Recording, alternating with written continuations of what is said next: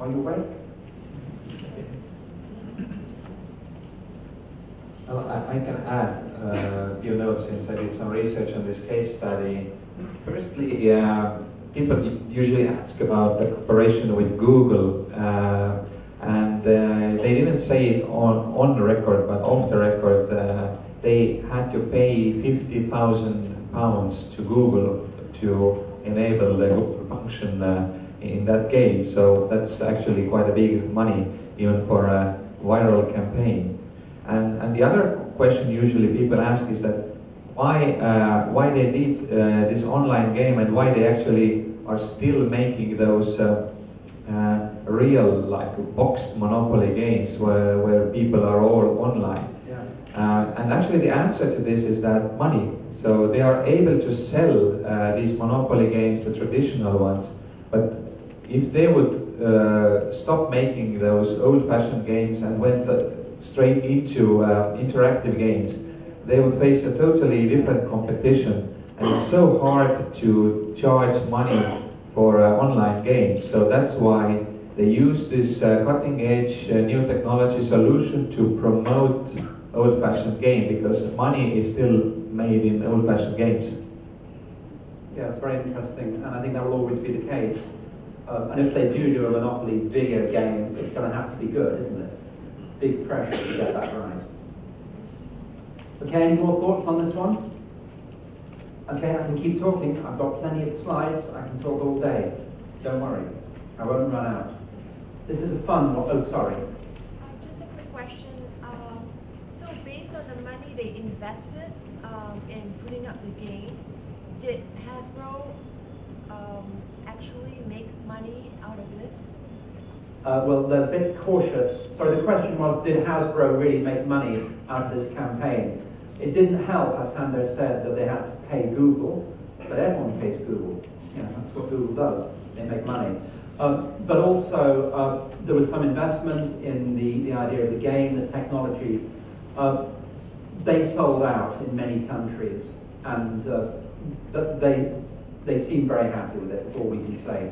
Hasbro said it was a very successful initiative for them. Yeah, they were happy with the results, and normally they would have spent money on making TV commercial and buying TV airtime. So this time they spent money on technology in creating this, renting servers, or also paying Google.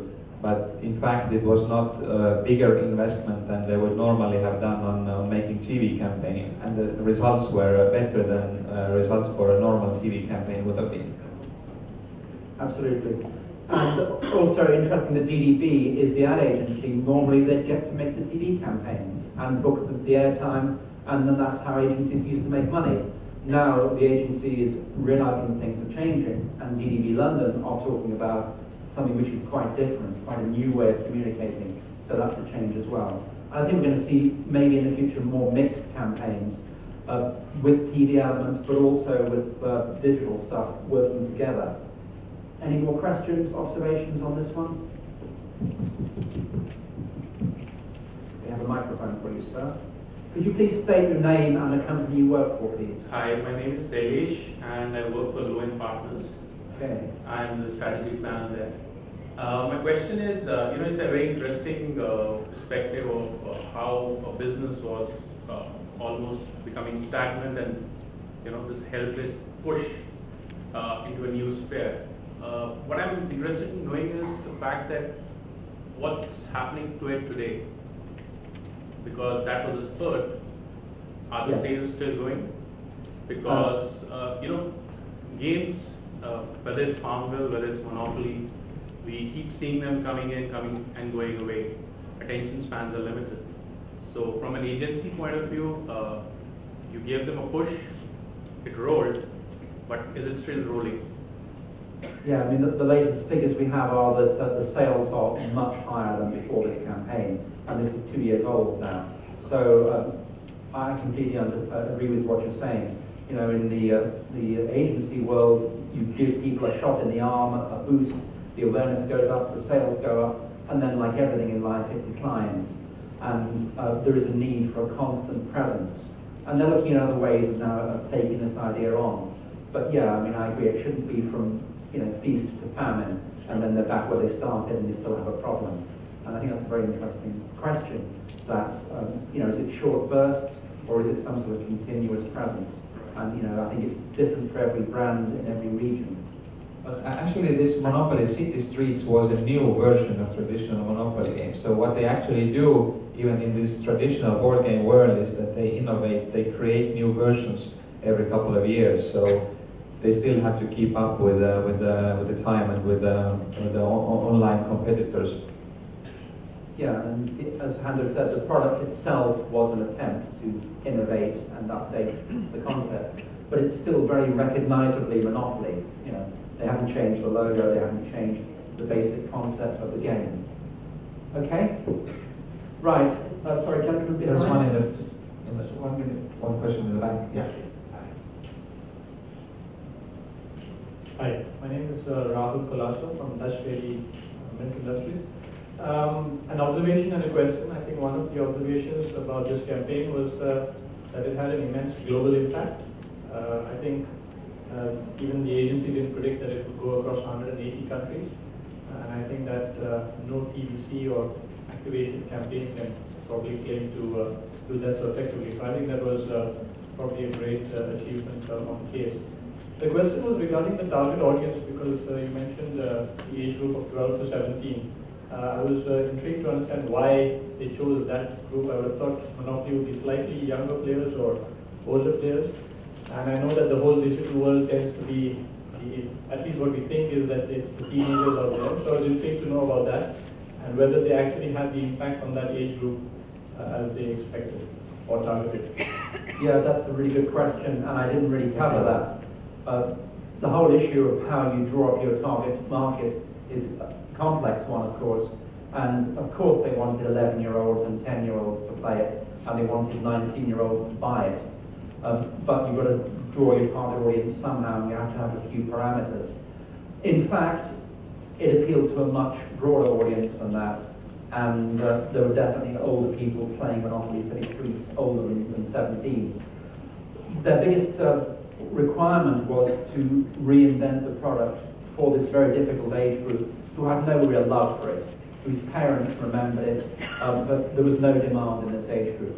What they did was a massive awareness job and engagement job with that difficult to reach group of teenagers who did end up believing that this product was cool and had something to say.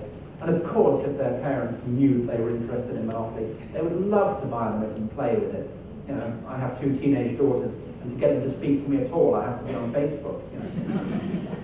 So what we were doing was, what this campaign was doing was reaching a difficult audience and then trying to engage it. And as the earlier question suggested, that can't be the end of it. One has to build on this now. I think the truth is that it appealed to a much broader group than just 12 to 17-year-olds. And we say this is a great case history, but also the servers broke. It wasn't completely perfect. And in the real world, things aren't perfect, are they? You do your best. Sometimes things work out differently from what you planned. So I think they made a lot of achievement, but it wasn't exactly like they were expecting. Okay, I've got something different now. Does anyone know Tipex? For correcting mistakes. Anyone make mistakes? Never. Okay, I make mistakes every day. You'll be seeing plenty today, don't worry. When I was at school and university, there were just about a few computers. There were a few typewriters. But most of it was writing. And surprisingly, perhaps, still a lot of students spend a lot of time writing, filling out forms, filling out questionnaires, and even writing assignments. And of course, they all hate that, and no one wants to learn to write anymore. They just want computers. But education hasn't quite caught up with that. So I have to train some of my older students to learn to write. You've got a 3-hour exam, practice writing, or your hand will be really sore. Okay, anyway, that was an aside. So Tipex is a company that makes things that correct mistakes. Okay, and this is their new version. I remember a bottle of that liquid paper, and it used to go really crusty and horrible, and then you had to buy a new one, and that was their business model.